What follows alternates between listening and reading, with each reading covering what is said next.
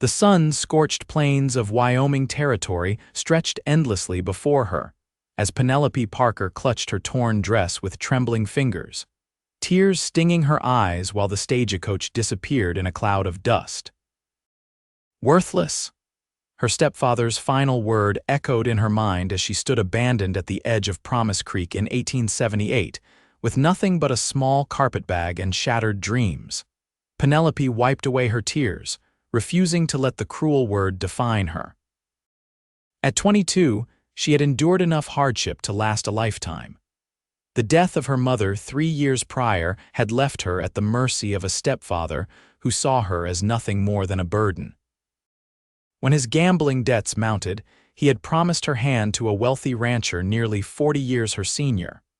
Her refusal had resulted in this abandonment in a town she'd never heard of, with barely enough money for a week's lodging. The town of Promise Creek was modest, but bustling. Wooden buildings lined the main street, with the occasional painted storefront breaking the monotony of weathered planks. A saloon stood prominently at one end, while a general store, blacksmith, and small church dotted the landscape. Penelope straightened her spine and walked toward what appeared to be a boarding house, determined to find shelter before nightfall. Mrs. Holloway, the stern-faced proprietress of the boarding house, looked Penelope up and down with suspicion. "Where's your husband, girl?" "We don't take in just any woman off the street." "I'm looking for work, madam," Penelope replied, her voice steadier than she felt. "I can cook, clean, and sew." The older woman's eyes softened slightly. "There's a room in the attic. It ain't much, but it's clean. $5 a week, and I expect you to find employment promptly." Penelope nodded gratefully, following Mrs. Holloway up creaking stairs to a small room with sloped ceilings and a narrow bed. Once alone, she allowed herself a moment of despair, sinking onto the thin mattress as reality crashed down upon her.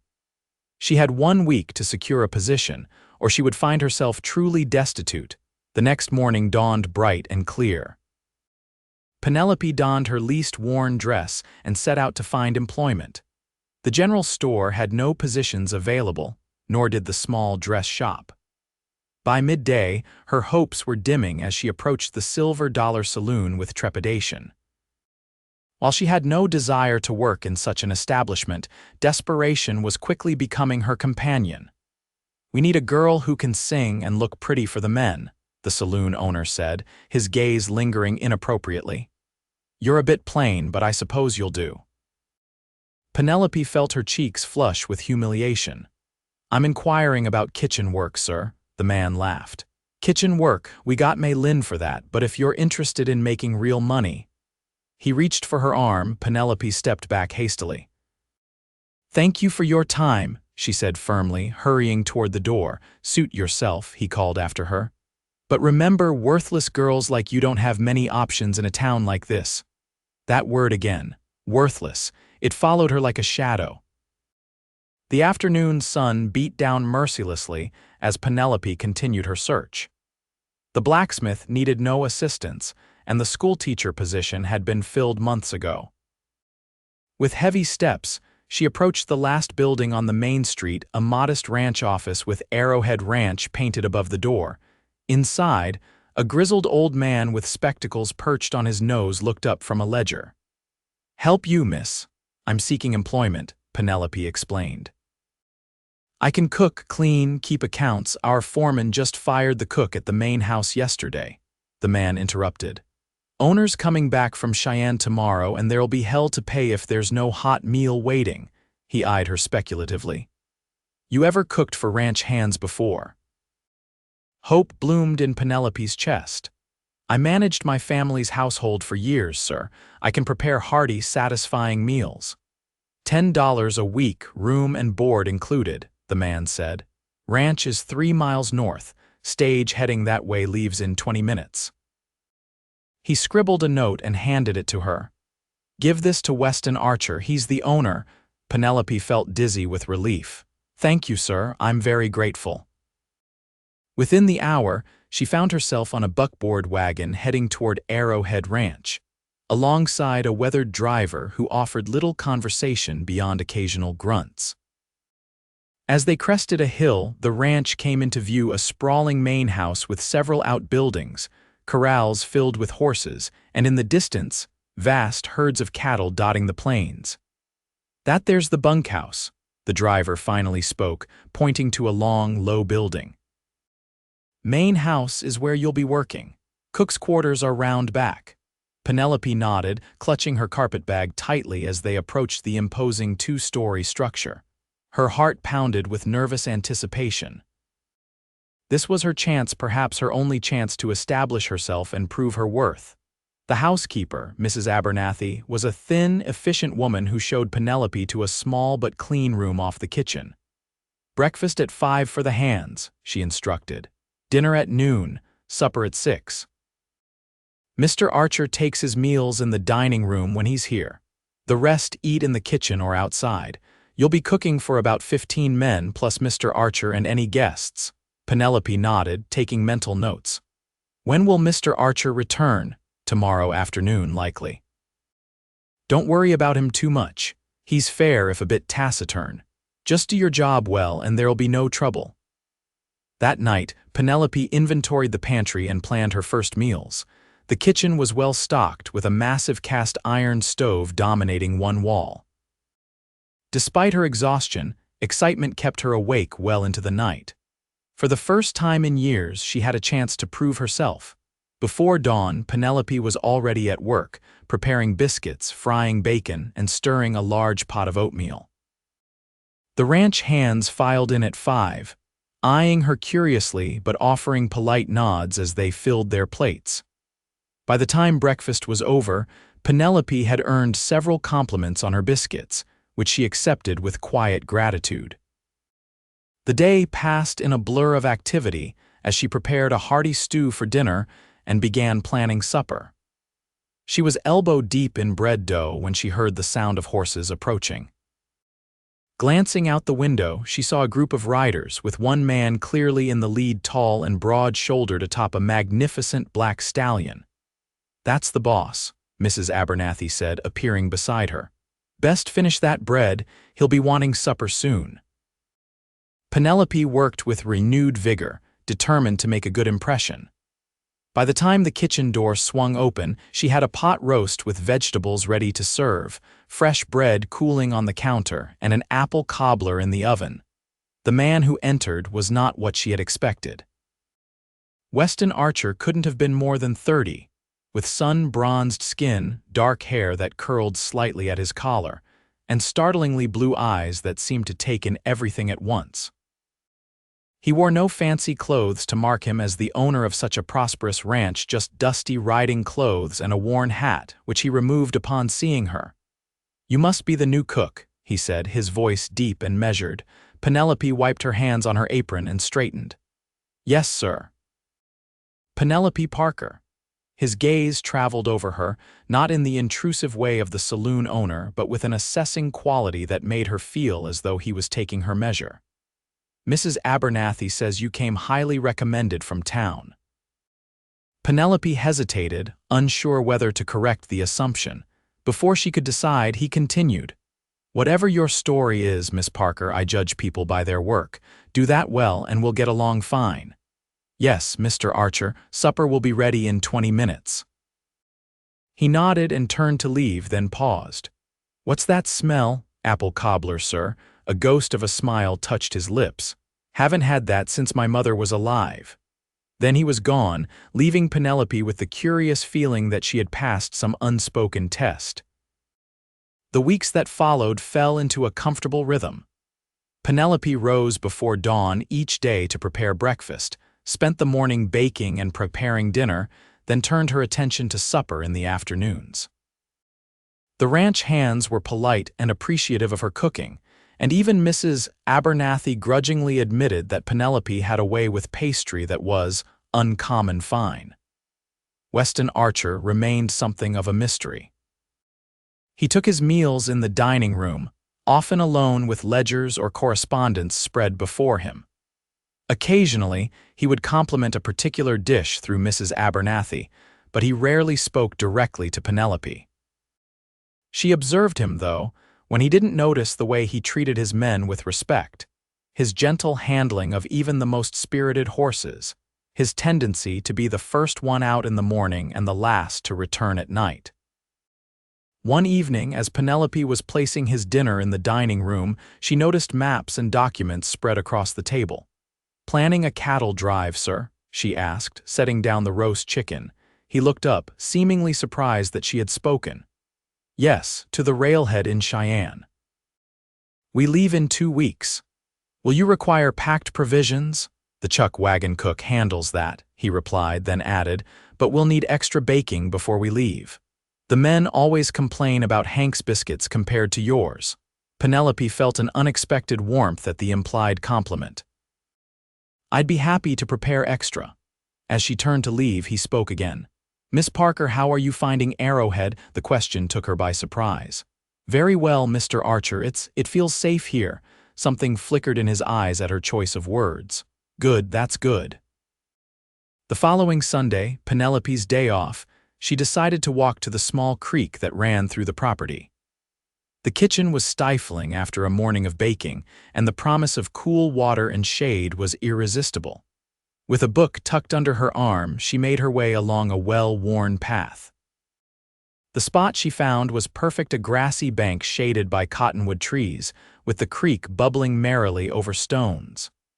Penelope removed her shoes and stockings, dipping her feet into the refreshing water with a sigh of contentment. Opening her book, she was soon lost in the story. She didn't hear the approach of a horse until it was quite close. Looking up with a start, she found herself meeting the blue eyes of Weston Archer. "Mr. Archer," she exclaimed, hastily withdrawing her feet from the water. "I'm sorry if I'm trespassing." He dismounted, leading his horse to drink from the creek. "It's your day off. You're entitled to enjoy the property." His eyes fell on her book. "What are you rating?" "Jane Eyre," she admitted. "It's a favorite of mine." To her surprise, he nodded. "My mother enjoyed that one as well." He hesitated, then added, "She taught me to read with books like that, though I preferred tales of adventure." Penelope smiled, imagining a young Weston enthralled by stories of pirates and explorers. Every book is an adventure in its own way. He studied her for a moment, as if seeing her clearly for the first time. "You speak like an educated woman." "My father was a schoolteacher," she explained. "Before he died, he made sure I received a proper education." Weston sat on a nearby rock, seemingly in no hurry to leave. "How does a schoolteacher's daughter end up cooking at a cattle ranch in Wyoming territory?" The question was asked without judgment, just curiosity. Penelope found herself wanting to answer honestly. "My mother remarried after my father's death. Her new husband. He had different ideas about my worth." She swallowed hard. "When I refused to marry a man of his choosing, he left me in Promise Creek with little more than the clothes on my back. He called me worthless as the stage pulled away." Weston's expression darkened. "No person is worthless." "Some days it's easier to believe that than others," she admitted. He was quiet for a long moment, then said, "My father was quick to point out my shortcomings.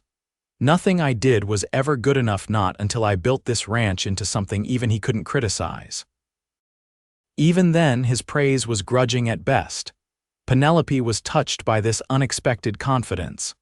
"You've built something remarkable here. It's not just me, it's every person who works this land." He stood as if embarrassed by having shared so much.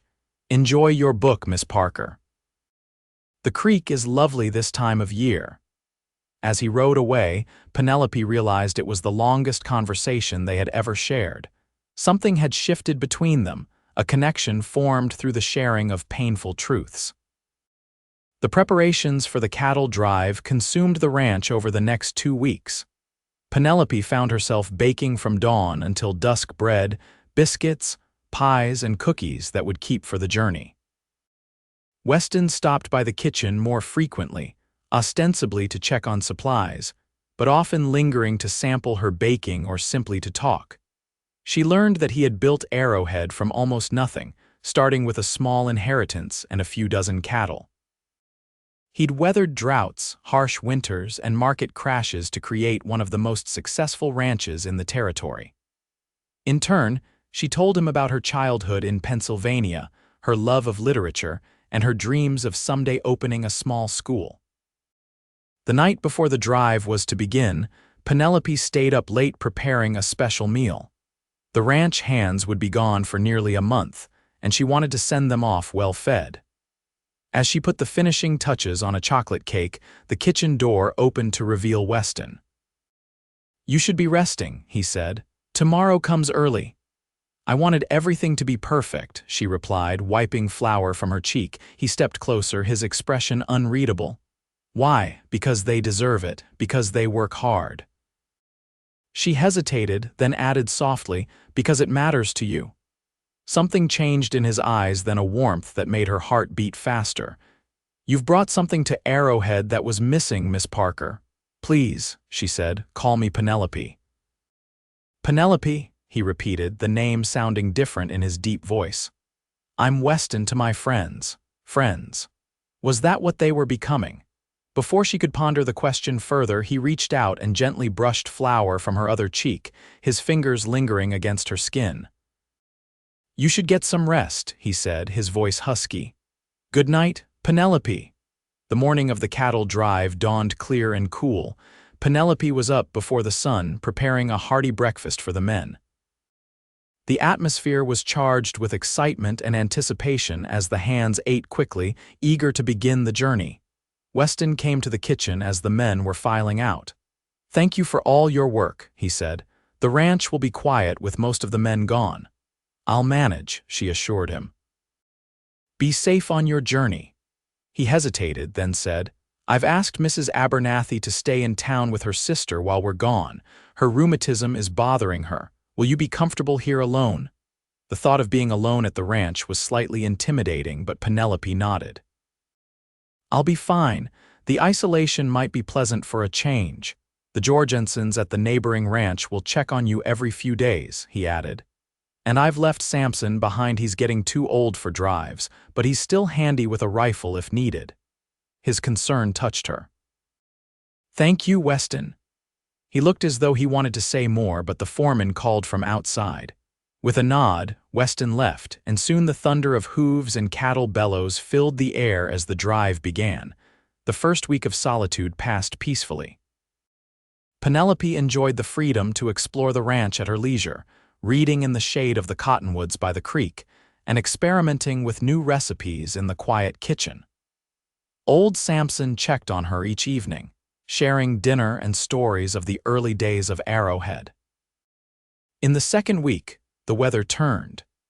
Dark clouds rolled in from the mountains, bringing torrential rain that turned the yard to mud and made the creek rise alarmingly. Penelope watched from the kitchen window as lightning split the sky, followed by deafening thunder. On the third day of rain, as evening approached, she heard a pounding at the door. Opening it cautiously, she found 3 men she didn't recognize, soaked to the skin. "Evening, madam," the leader said, removing his hat. "Our wagon broke an axle about a mile back. Wondered if we might take shelter in your barn till morning." Something about the man's smile didn't reach his eyes, setting Penelope on edge.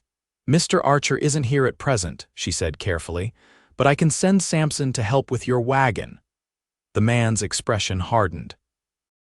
"No need to trouble the old man, we just need a place out of this rain."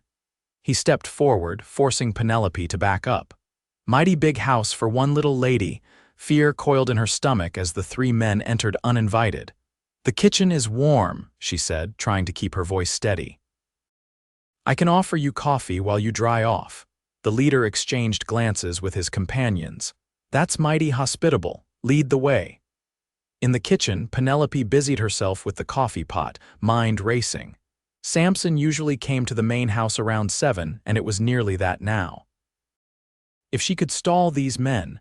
"This here's a nice setup," the leader said, examining the silver serving pieces on the sideboard. "Archer must be doing well for himself."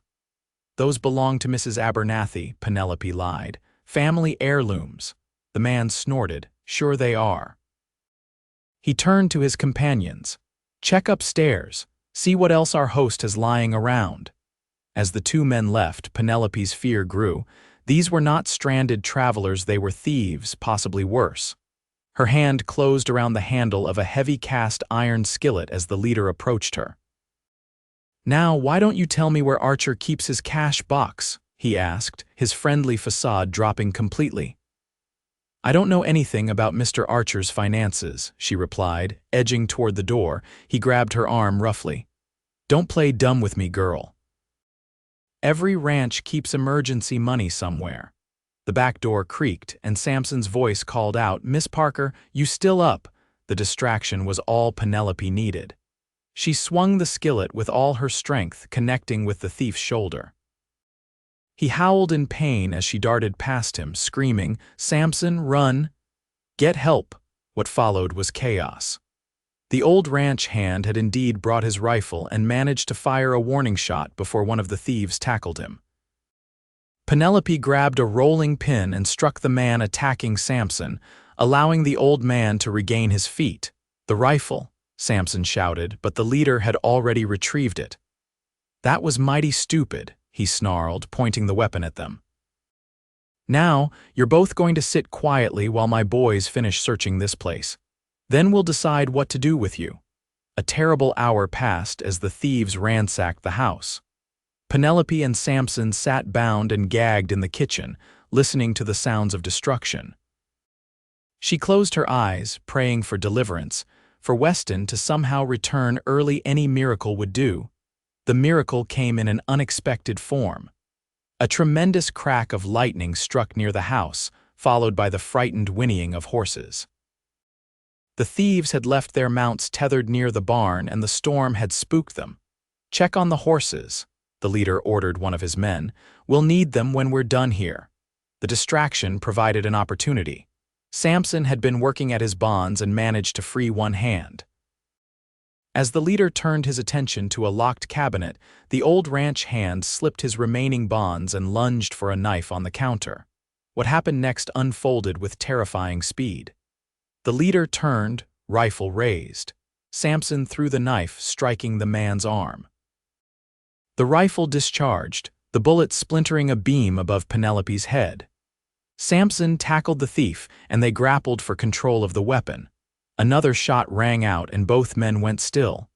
Penelope screamed against her gag as Samson slumped to the floor, blood spreading across his shirt. The leader staggered to his feet, clutching his side where the bullet had grazed him. "You'll pay for that," he growled, reaching for Penelope. The kitchen door burst open with such force that it tore from its hinges. Framed in the doorway, soaked and mud splattered but unmistakable, stood Weston Archer, his expression murderous as he took in the scene before him. The thief raised the rifle, but Weston was faster. His fist connected with the man's jaw with a sickening crack, sending him sprawling. The rifle clattered to the floor, and Weston kicked it away, standing protectively in front of Penelope. "Touch her again, and it'll be the last thing you ever do," he said, his voice deadly calm. The other thieves, hearing the commotion, rushed into the kitchen, only to find themselves facing not just Weston but half a dozen ranch hands who had followed him in. The fight was brief and decisive. As the hands secured the thieves, Weston cut Penelope's bonds and gently removed her gag. "Are you hurt?" he asked, his eyes scanning her for injuries. She shook her head, tears streaming down her face. "Samson," she choked out, looking to where the old man lay motionless. Weston knelt beside his faithful employee, checking for signs of life. "He's breathing," he said with relief. "Get Doc Matthews from town," he ordered one of the hands. Later, after Samson had been tended to and pronounced likely to recover, after the thieves had been taken to the sheriff in Promise Creek, after the rain had finally stopped, and an eerie quiet had settled over the ranch, Penelope sat wrapped in a blanket on the porch, staring at the clearing sky. Weston joined her, offering a cup of hot tea. "You should rest," he said gently. "I keep seeing it happen," she whispered. "If you hadn't come back." "But I did." He sat beside her, his presence solid and reassuring. "The cattle spooked in the storm. We decided to postpone the drive and bring them back. I've never been so grateful for bad weather." Penelope looked at him, really looked at him, the concern in his eyes, the tight set of his jaw that betrayed his anger at what might have happened, the tenderness in his expression as he gazed at her. "Why did you come to the house first?" she asked suddenly. "Why not the bunkhouse or the barn?" His answer was simple and devastating in its honesty. "Because you were here." Something shifted between them in that moment, a recognition of feelings that had been growing since that day by the creek. Weston reached out, taking her hand in his. "When I saw that man threatening you," he said, his voice rough with emotion, "I realized that I couldn't bear the thought of losing you, not just because you're the best cook Arrowhead has ever had." A small smile touched his lips. "But because you've become precious to me, Penelope." Her heart swelled with unexpected joy. "I thought of you," she admitted. "When I was afraid, I thought of you, and it gave me courage." He lifted her hand to his lips, pressing a gentle kiss to her palm. "You are the bravest woman I've ever known, and the most valuable treasure I could imagine finding at Arrowhead." The words struck her like a physical blow. "Treasure," she repeated, tears filling her eyes. "My whole life I've been made to feel worthless, like I had nothing to offer." Weston's expression darkened. "Whoever told you that was a fool? You are worth everything, Penelope Parker."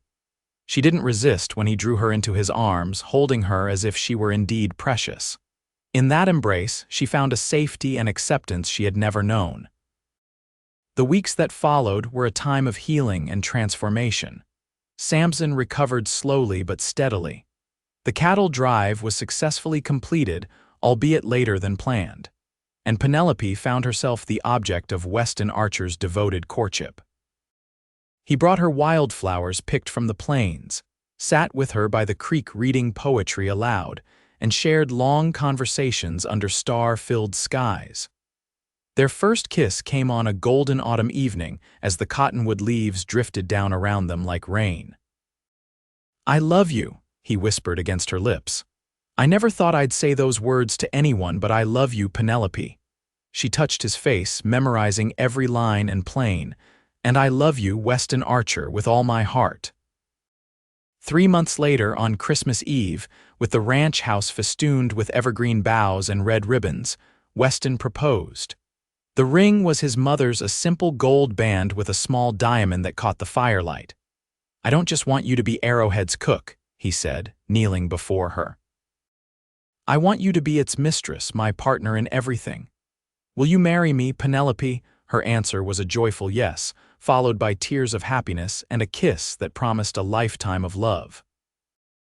They were married in the spring of 1879, with wildflowers carpeting the plains and new calves dotting the pastures. The entire town of Promise Creek turned out for the celebration, along with ranchers from miles around. Even Mrs. Holloway attended, proudly telling anyone who would listen that she had been the first to give that poor abandoned girl a chance. As they danced under lantern light, Weston held Penelope close. "Happy, Mrs. Archer?" he murmured against her ear. "More than I ever dreamed possible," she replied. "You gave me a home when I had none and value when I felt worthless." "You were never worthless," he said firmly. "You just needed someone to recognize your true worth." He pressed his forehead to hers. "You're my treasure, Penelope. You always will be." In the years that followed, Penelope and Weston built a life together that exceeded both their dreams. She established a small school at Arrowhead for the children of the ranch hands and neighboring families. He expanded the ranch, implementing new breeding practices that made Arrowhead cattle sought after throughout the territory. Their family grew with the birth of a son, followed by twin daughters 2 years later. The ranch house, once so imposing to Penelope, became a warm and welcoming home filled with laughter and love. On their 10th anniversary, as they sat on the porch watching their children play in the yard, Weston took Penelope's hand. "Do you ever think about that day we met? When you first came to Arrowhead?" she smiled, leaning against his shoulder.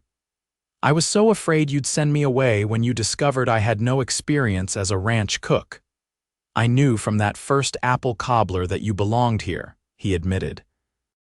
"Though it took me longer to realize you belonged with me." Penelope looked out at the ranch that had become her home, at the children who were their future, and at the man who had shown her what it meant to be truly valued. "I'm glad you found me worth keeping," she said softly. Weston turned her face to his blue eyes as filled with love as they had been on their wedding day. "You're not just worth keeping, Penelope Archer.